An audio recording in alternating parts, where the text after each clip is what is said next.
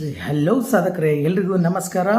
ಇವತ್ತು ನಾನು ನಿಮಗಾಗಿ ಮತ್ತೆ ಭಾರತ ಸಂವಿಧಾನ ವಿಷಯಕ್ಕೆ ಸಂಬಂಧಿಸಿರ್ತಕ್ಕಂಥ ಹೊಸ ಚಾಪ್ಟರ್ನ ನಾನು ಇವತ್ತು ತೆಗೆದುಕೊಂಡು ಬಂದಿದ್ದೀನಿ. ಯಾವುದಪ್ಪ ಅಂದರೆ ಲಾಸ್ಟ್ ವಿಡಿಯೋದಲ್ಲಿ ನಾವು ಚಾರ್ಟರ್ ಆ್ಯಕ್ಟ್ 1833 ಕುರಿತಾಗಿ ಎಲ್ಲ ಮಾಹಿತಿಯನ್ನು ತಿಳಿದುಕೊಂಡ್ವಿ. ಅದೇ ರೀತಿ ಅದರ ಮುಂದಿನ ಚಾರ್ಟರ್ ಆ್ಯಕ್ಟ್ನ ಕೊನೆಯ ಆ್ಯಕ್ಟ್ ಆಗಿರ್ತಕ್ಕಂತಹ ಈ ಕಾಯ್ದೆಯ ಕುರಿತಾಗಿ ನಾವು ಪೂರ್ಣವಾದ ಮಾಹಿತಿಯನ್ನು ನಾವು ತಿಳಿದುಕೊಳ್ಳೋಣ. ನೋಡಿ, ಚಾರ್ಟರ್ ಆ್ಯಕ್ಟ್ 1853 ಇದು ಈ ಚಾರ್ಟರ್ ಆ್ಯಕ್ಟ್ನ ಕೊನೆಯ ಚಾಪ್ಟರ್ ಆಗಿದೆ. ಇದು ನೋಡಿ, ಇದ್ರ ಬಗ್ಗೆ ಪರಿಚಯ ನೋಡ್ತಾ ಹೋದರೆ ನಾವು ನೋಡಿ 1793ರಿಂದ 1853ರವರೆಗೆ ಬ್ರಿಟಿಷ್ ಸಂಸತ್ತು ಹೊರಡಿಸಿರುವಂತಹ ಚಾರ್ಟರ್ ಕಾಯ್ದೆಗಳಲ್ಲಿ 1853ರ ಚಾರ್ಟರ್ ಕಾಯ್ದೆಯು ಇದು ಕೊನೆಯದಾಗಿರ್ತಕ್ಕಂತಹ ಕಾಯ್ದೆಯಾಗಿದೆ. ಯಾವುದೇಳಿ, ಇದು ಚಾರ್ಟರ್ ಆ್ಯಕ್ಟು, ಇದು ಕೊನೆಯ ಕಾಯ್ದೆಯಾಗಿದೆ. ಭಾರತದಲ್ಲಿ ಸಂಸದೀಯ ಪದ್ಧತಿಯ ಆರಂಭಕ್ಕೆ ಅಡಿಪಾಯವನ್ನು ಹಾಕಿರ್ತಕ್ಕಂತಹ ಕಾಯ್ದೆ ಯಾವುದಪ್ಪ ಅಂತಂತಂದರೆ ಈ ಚಾರ್ಟರ್ ಕಾಯ್ದೆ ಅಂತ ನಾವು ತಿಳಿದುಕೊಳ್ಬೇಕು. ಭಾರತ ಸಂವಿಧಾನದ ಬೆಳವಣಿಗೆಯಲ್ಲಿ ಮಹತ್ವದ ಸ್ಥಾನವನ್ನು ಹೊಂದಿರತಕ್ಕಂಥ ಕಾಯ್ದೆ ಈ ಚಾರ್ಟರ್ ಕಾಯ್ದೆಯಾಗಿದೆ. ಸರಿನಾ? ಏನು ಹೇಳಿ, 1793ರಿಂದ 1853ರವರೆಗೆ ಏನು ಈ ಬ್ರಿಟಿಷ್ ಸಂಸತ್ತು ಹೊರಡಿಸಿರ್ತಕ್ಕಂತಹ ಚಾರ್ಟರ್ ಕಾಯ್ದೆಗಳಲ್ಲಿ ಈ ಕಾಯ್ದೆಯು 1853ರ ಕಾಯ್ದೆಯು ಕೊನೆಯ ಕಾಯ್ದೆಯಾಗಿದೆ. ಭಾರತ ದೇಶದಲ್ಲಿ ಸಂಸದೀಯ ಪದ್ಧತಿಯನ್ನು ಆರಂಭಕ್ಕೆ ಅಡಿಪಾಯ ಹಾಕಿರ್ತಕ್ಕಂಥ ಕಾಯ್ದೆ ಯಾವುದಾದ್ರೂ ಇದ್ದರೆ ಅದು ಚಾರ್ಟರ್ ಕಾಯ್ದೆ 1853ರ ಕಾಯ್ದೆ ಅಂತ ಹೇಳ್ಬೋದು.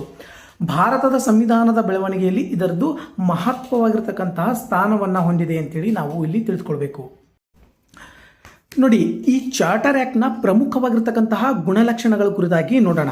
ನೋಡಿ, ಮೊದಲನೇದೇನಪ್ಪ ಅಂದರೆ ಪಾಯಿಂಟು ಶಾಸನಾಂಗ ಮತ್ತು ಕಾರ್ಯಾಂಗದ ಪ್ರತ್ಯೇಕತೆ. ಏನು ಹೇಳಿ, ಈ ಚಾರ್ಟರ್ ಆ್ಯಕ್ಟ್ 1853ರ ಮುಖ್ಯವಾಗಿರ್ತಕ್ಕಂಥ ಲಕ್ಷಣಗಳನ್ನು ನೋಡ್ತಾ ಹೋದರೆ ಮೊದಲನೇ ಪಾಯಿಂಟ್ ಏನಪ್ಪ ಅಂದರೆ ಶಾಸಕಾಂಗ ಮತ್ತು ಕಾರ್ಯಾಂಗವನ್ನು ಪ್ರತ್ಯೇಕ ಮಾಡಿರ್ತಕ್ಕಂಥ ಕಾಯ್ದೆ ಯಾವುದಾದ್ರೂ ಇದ್ದರೆ ಅದು ಚಾರ್ಟರ್ ಆ್ಯಕ್ಟ್ ಅಂತ ನಾವು ಹೇಳ್ಬೋದು. ನೋಡಿ, ಗವರ್ನರ್ ಜನರಲ್ ಕೌನ್ಸಿಲ್ನ ಶಾಸನೀಯ ಹಾಗೂ ಕಾರ್ಯಾಂಗೀಯ ಕಾರ್ಯಗಳನ್ನು ಮೊದಲ ಬಾರಿಗೆ ಪ್ರತ್ಯೇಕಿಸಲಾಯಿತು. ಯಾವುದು? ಗವರ್ನರ್ ಜನರಲ್ ಕೌನ್ಸಿಲ್ ಅವರ ಶಾಸನೀಯ ಹಾಗೂ ಕಾರ್ಯಾಂಗೀಯ ಕಾರ್ಯಗಳನ್ನು ಮೊದಲ ಬಾರಿಗೆ ಶಾಸಕಾಂಗ ಮತ್ತು ಕಾರ್ಯಾಂಗ ಅಂಥೇಳಿ ಪ್ರತ್ಯೇಕವನ್ನು ಮಾಡಲಾಯಿತು. ಇಲ್ಲಿ 6 ಮಂದಿ ಹೊಸ ಲೆಜಿಸ್ಲೇಟಿವ್ ಕೌನ್ಸಿಲರ್ಗಳನ್ನು ಸೇರಿಸಲು ಅವಕಾಶವನ್ನು ನೀಡುತ್ತದೆ. ಏನು ಹೇಳಿ, 6 ಮಂದಿ ಹೊಸ ಲೆಜಿಸ್ಲೇಟಿವ್ ಕೌನ್ಸಿಲರ್ಗಳನ್ನು ನೇಮಕ ಮಾಡೋದಕ್ಕಾಗಿ ಈ ಕೌನ್ಸಿಲ್ನಲ್ಲಿ ಸೇರ್ಪಡೆಯನ್ನು ಮಾಡಲಾಗ್ತದೆ. ಮುಂದುವರೆದು ಪ್ರತ್ಯೇಕ ಗವರ್ನರ್ ಜನರಲ್ಸ್ನ ಲೆಜಿಸ್ಲೇಟಿವ್ ಕೌನ್ಸಿಲರ್ಗಳನ್ನು ಸ್ಥಾಪನೆ ಮಾಡಲಾಗ್ತದೆ. ಪ್ರತ್ಯೇಕವಾಗಿರ್ತಕ್ಕಂತಹ ಗವರ್ನರ್ ಜನರಲ್ಸ್ನ ಲೆಜಿಸ್ಲೇಟಿವ್ ಕೌನ್ಸಿಲರ್ಗಳನ್ನು ಇಲ್ಲಿ ಸ್ಥಾಪನೆಯನ್ನು ಮಾಡಲಾಗ್ತದೆ. ಇದನ್ನು ಇಂಡಿಯನ್ ಲೆಜಿಸ್ಲೇಟಿವ್ ಕೌನ್ಸಿಲ್ ಅಂತ ಹೇಳಿ ಕರೆಯಲಾಗ್ತದೆ. ಯಾವುದು? ಈ ಪ್ರತ್ಯೇಕವಾಗಿರ್ತಕ್ಕಂತಹ ಲೆಜಿಸ್ಲೇಟಿವ್ ಕೌನ್ಸಿಲ್ನ ಸ್ಥಾಪನೆ ಮಾಡಿದಾರಲ್ಲ, ಅದಕ್ಕೆ ಇಂಡಿಯನ್ ಲೆಜಿಸ್ಲೇಟಿವ್ ಕೌನ್ಸಿಲ್ ಅಂತೇಳಿ ಪ್ರತ್ಯೇಕವಾಗಿ ಅದನ್ನು ಕರೀತಾರೆ.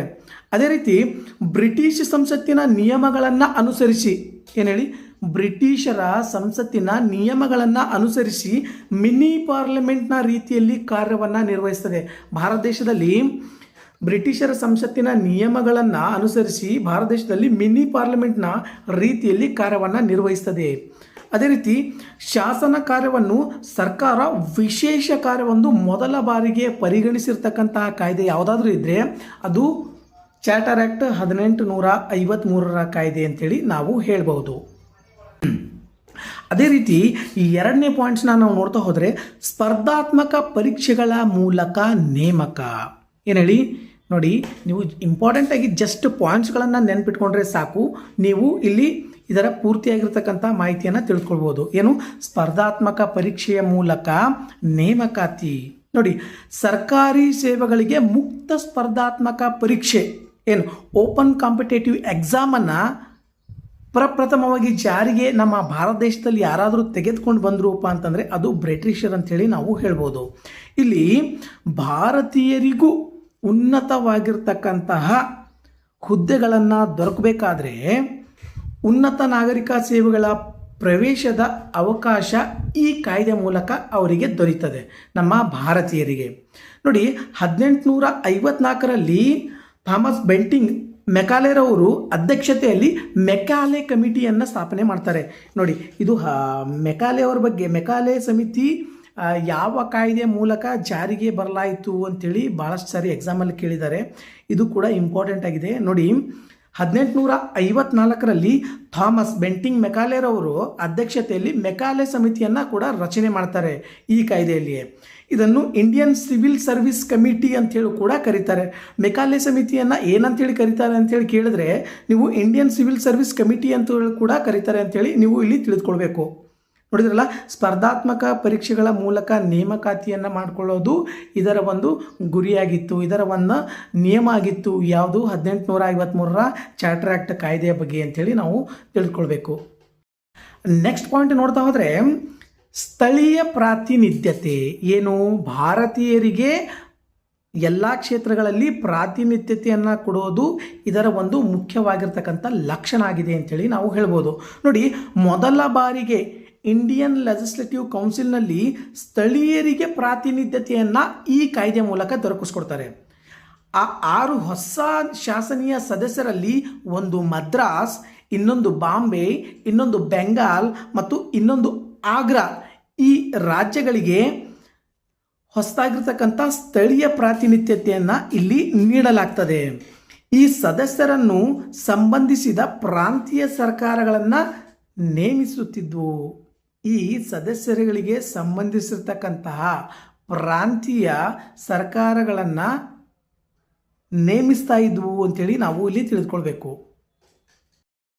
ಅದೇ ರೀತಿ 4ನೇ ಪಾಯಿಂಟ್ನ ನೋಡ್ತಾ ಹೋದರೆ, ಅಧಿಕಾರಿಗಳ ವೇತನ. ಇಲ್ಲಿ ಅವರ ಈಸ್ಟ್ ಇಂಡಿಯಾ ಕಂಪನಿ ಅಥವಾ ಬ್ರಿಟಿಷರ ಅಧಿಕಾರವನ್ನು ಮಾಡೋ ಸಂದರ್ಭದಲ್ಲಿ ಅವರ ವೇತನವನ್ನು ಎಲ್ಲಿಂದ ನೀಡ್ತಾ ಇದ್ರುವಪ್ಪ ಅಂತಂತಂದರೆ, ಇಲ್ಲಿ ಈ ಕಾಯ್ದೆಯಲ್ಲಿ ಒಂದು ಪ್ರಮುಖವಾಗಿರ್ತಕ್ಕಂಥ ಲಕ್ಷಣ ಕೂಡ ಇದಾಗಿದೆ. ಏನು? ಬೋರ್ಡ್ ಆಫ್ ಕೌನ್ಸಿಲ್ನ ಸದಸ್ಯರು, ಏನು ಹೇಳಿ, ಬೋರ್ಡ್ ಆಫ್ ಕೌನ್ಸಿಲ್ನ ಸದಸ್ಯರು, ಕಾರ್ಯದರ್ಶಿ ಹಾಗೂ ಇತರ ಅಧಿಕಾರಿಗಳ ವೇತನವನ್ನು ಬ್ರಿಟಿಷ್ ಸರ್ಕಾರ ನಿರ್ಧರಿಸಬೇಕಂತೇಳಿ ತೀರ್ಮಾನವನ್ನು ಈ ಕಾಯ್ದೆಯಲ್ಲಿ ಕೈಗೊಳ್ಳಲಾಗ್ತದೆ. ಆದರೆ ಈ ವೇತನವನ್ನು ಈಸ್ಟ್ ಇಂಡಿಯಾ ಕಂಪನಿಯ ಭಾರತೀಯರ ಆದಾಯದಿಂದಲೇ ಪಾವತಿ ಮಾಡಬೇಕು ಅಂತ ಹೇಳಿ ಇಲ್ಲಿ ಸೂಚನೆಯನ್ನು ನೀಡ್ತಾರೆ. 5ನೇ ಪಾಯಿಂಟ್ನ ನೋಡ್ತಾ ಹೋದರೆ, ಕೋರ್ಟ್ ಡೈರೆಕ್ಟರ್ಸ್ನ ಪುನರ್ರಚನೆ ಅಂತ ಹೇಳಿ, ಏನು ಹೇಳಿ, ಕೋರ್ಟ್ ಡೈರೆಕ್ಟರ್ನ ಪುನರ್ರಚನೆಯನ್ನು, ಡೈರೆಕ್ಟರ್ಸ್ ಯಾರ್ಯಾರು ಇದ್ದಾರಲ್ಲ ಅವರ ರಚನೆ ಕುರಿತಾಗಿ ಪುನರ್ರಚನೆ ಮಾಡ್ತಾರೆ. ಇಲ್ಲಿ ಏನು? ಕೋರ್ಟ್ ಆಫ್ ಡೈರೆಕ್ಟರ್ಸ್ ಸದಸ್ಯರ ಸಂಖ್ಯೆಯನ್ನು 24ರಿಂದ 18ಕ್ಕೆ ಇಳಿಸಲಾಗ್ತದೆ. ಎಲ್ಲಿ? 24ರಿಂದ 18ಕ್ಕೆ ಇಲ್ಲಿ ಇಳಿಸಲಾಗ್ತದೆ. 18 ಸದಸ್ಯರಲ್ಲಿ 6 ಮಂದಿಯನ್ನು ಬ್ರಿಟಿಷ್ ಸಾಮ್ರಾಜ್ಞಿ ನಾಮನಿರ್ದೇಶನ ಮಾಡಬೇಕೆಂದು ಇಲ್ಲಿ ನಿರ್ದೇಶನವನ್ನು ನಿಗದಿಪಡಿಸಲಾಗ್ತದೆ. ಇಲ್ಲಿ 18 ಜನ ಸದಸ್ಯರ ನೇಮಕಕ್ಕೆ ಅದರಲ್ಲಿ 6 ಮಂದಿ ಬ್ರಿಟಿಷ್ ಸಾಮ್ರಾಜ್ಞಿ ನಾಮನಿರ್ದೇಶನ ಮಾಡಬೇಕಂತೇಳಿ ಇಲ್ಲಿ ನಿಗದಿಯನ್ನು ಪಡಿಸಲಾಗ್ತದೆ. ನೋಡಿದ್ರಲ್ಲ, ಇಲ್ಲಿ ಕೋರ್ಟ್ ಆಫ್ ಡೈರೆಕ್ಟರ್ ಪುನರ್ರಚನೆಯಲ್ಲಿ 24 ಮಂದಿ ಸದಸ್ಯರು ಮೊದಲಿದ್ರು, ಅದನ್ನು 18ಕ್ಕೆ ಇಳಿಸ್ತಾರೆ. ಅದೇ ರೀತಿ 18 ಸದಸ್ಯರಲ್ಲಿ 6 ಮಂದಿ ಸದಸ್ಯರನ್ನು ಬ್ರಿಟಿಷರ ಸಾಮ್ರಾಜ್ಞಿ ನಾಮನಿರ್ದೇಶನ ಮಾಡಬೇಕು ಅಂಥೇಳಿ ಈ ಕಾಯ್ದೆಯಲ್ಲಿ ಅವರು ಸೂಚನೆಯನ್ನು ನೀಡ್ತಾರೆ. ಅದೇ ರೀತಿ ಮುಂದುವರೆದು ನೋಡ್ತಾ ಹೋದರೆ ನೋಡಿ, ಹೊಸ ಪ್ರೆಸಿಡೆನ್ಸಿಗಳ ರಚನೆಯನ್ನು ಈ ಕಾಯ್ದೆಯಲ್ಲಿಯೇ ಮಾಡ್ತಾರೆ. ಏನು? ಹೊಸ ಪ್ರೆಸಿಡೆನ್ಸಿಗಳನ್ನು ರಚಿಸುವಂತಹ ಅಧಿಕಾರ ಕೂಡ ಈ ಕಾಯ್ದೆಯಲ್ಲಿ ನೀಡಲಾಗ್ತದೆ. ಹೊಸದಾಗಿ ವಶಪಡಿಸಿಕೊಂಡಿರ್ತಕ್ಕಂತಹ ಪ್ರದೇಶಗಳನ್ನು ಸೇರಿಸುವುದಕ್ಕಾಗಿ ಅಸ್ತಿತ್ವದಲ್ಲಿರ್ತಕ್ಕಂತಹ ಪ್ರೆಸಿಡೆನ್ಸಿಗಳ ಗಡಿಗಳನ್ನು ಬದಲಾಯಿಸುವ ಅಧಿಕಾರ ಕೌನ್ಸಿಲ್ ಆಫ್ ಡೈರೆಕ್ಟರ್ ಅವರಿಗೆ ನೀಡಲಾಗ್ತದೆ. ಏನು? ಹೊಸದಾಗಿ ಯಾವ ಪ್ರದೇಶಗಳನ್ನು ವಶಪಡಿಸಿಕೊಂಡು ಇರ್ತಾರಲ್ವಾ ಅವುಗಳನ್ನು ತನ್ನ ತೆಕ್ಕೆಗೆ ಸೇರಿಸಿಕೊಳ್ಳಲು ಅಸ್ತಿತ್ವದಲ್ಲಿರ್ತಕ್ಕಂತಹ ಪ್ರೆಸಿಡೆಂಟಿಗಳ ಗಡಿಗಳನ್ನು ಬದಲಾವಣೆ ಮಾಡೋದಕ್ಕಾಗಿ ಕೋರ್ಟ್ ಆಫ್ ಡೈರೆಕ್ಟರ್ಗೆ ಈ ಅಧಿಕಾರವನ್ನು ನೀಡಲಾಗ್ತದೆ. ಮುಂದುವರೆದು 7ನೇ ಪಾಯಿಂಟ್ ನೋಡ್ತಾ ಹೋದರೆ, ಬಂಗಾಳ ಆಡಳಿತ ಪ್ರತ್ಯೇಕವನ್ನು ಮಾಡಲಾಗ್ತದೆ ಈ ಕಾಯ್ದೆಯಲ್ಲಿ. ಏನು ಹೇಳಿ? ಗವರ್ನರ್ ಜನರಲ್ ಅವರನ್ನು ಬಂಗಾಳ ಪ್ರಾಂತ್ಯದ ಆಡಳಿತ ಜವಾಬ್ದಾರಿಯಿಂದ ಮುಕ್ತಗೊಳಿಸಲಾಗ್ತದೆ. ಇವರು ಅಧಿಕಾರದಿಂದ ಇವರನ್ನು ಜವಾಬ್ದಾರಿಯಿಂದ ತೆಗೆದುಹಾಕಲಾಗ್ತದೆ ಅಂತ. ಏನು, ಗವರ್ನರ್ ಜನರಲ್ರವರಿಗೆ ಬಂಗಾಳದ ಪ್ರಾಂತ್ಯದ ಆಡಳಿತ ಜವಾಬ್ದಾರಿಯಿಂದ ಮುಕ್ತಗೊಳಿಸಲಾಗ್ತದೆ. ಬಂಗಾಳಕ್ಕೆ ಪ್ರತ್ಯೇಕವಾಗಿರ್ತಕ್ಕಂತಹ ಗವರ್ನರನ್ನು ನೇಮಿಸುವಂತಹ ವ್ಯವಸ್ಥೆಯು ಈ ಕಾಯ್ದೆಯಲ್ಲಿ ಅವರಿಗೆ ಕಲ್ಪಿಸಿಕೊಡಲಾಗ್ತದೆ ಅಂತೇಳಿ ನಾವು ಇಲ್ಲಿ ತಿಳಿದುಕೊಳ್ಬೇಕು. ನೋಡಿದ್ರಲ್ಲ, ಇದು 1853 ಚಾರ್ಟರ್ ಆ್ಯಕ್ಟ್ನ ಕಾಯ್ದೆಯ ಸಂಪೂರ್ಣವಾಗಿರ್ತಕ್ಕಂತಹ ಮಾಹಿತಿ. ಇದು ಇದರ ಪಾರ್ಟ್ 1 ವಿಡಿಯೋ ಆಗಿದೆ. ನಂತರ ಇದಕ್ಕೆ ಸಂಬಂಧಿಸಿದಂತೆ ಹಿಂದೆ ಯಾವ ರೀತಿಯಾಗಿರ್ತಕ್ಕಂಥ ಪ್ರಶ್ನೆಗಳನ್ನು ಕೇಳಿದ್ದಾರೆ, ಮುಂದೆ ಇತ್ತೀಚೆಗೆ KEA ನಡೆಸ್ತಕ್ಕಂತಹ ಪರೀಕ್ಷೆಗಳಲ್ಲಿ ಯಾವ ರೀತಿಯ ಪ್ರಶ್ನೆಗಳನ್ನು ಕೇಳ್ತಾರೆ ಅಂಥೇಳಿ ನಾನು MCQ ಪ್ರಶ್ನೆಗಳ ಮೂಲಕ ನಿಮಗೆ ವಿವರಣೆಯನ್ನು ನೀಡ್ತೇನೆ. ಅಲ್ಲಿವರೆಗೂ ನಮ್ಮ ಈ ರಘು GK 2026 ಚಾನಲ್ನ ನೋಡ್ತಾ ಇರಿ ಅಂತ ಹೇಳ್ತಾ, ನಮ್ಮ ಚಾನಲ್ನ ಸಬ್ಸ್ಕ್ರೈಬ್ ಮಾಡ್ಕೊಳ್ಳಿ, ಲೈಕ್ ಮಾಡಿ ಮತ್ತು ಶೇರ್ ಮಾಡಿ. ನಿಮ್ಮ ಇನ್ನಿತರ ಭಾರತ ಸಂವಿಧಾನಕ್ಕೆ ಸಂಬಂಧಿಸಿದ ಪ್ರಶ್ನೆಗಳಿದ್ದರೆ ನಮ್ಮ ಕಾಮೆಂಟ್ ಬಾಕ್ಸಲ್ಲಿ ಕಾಮೆಂಟ್ ಮಾಡಿ ಅಂತ ಹೇಳ್ತಾ ನಿಮ್ಮೆಲ್ಲರಿಗೂ ಮತ್ತೊಮ್ಮೆ ನಮಸ್ಕಾರವನ್ನು ಹೇಳ್ತೇನೆ. Thank you.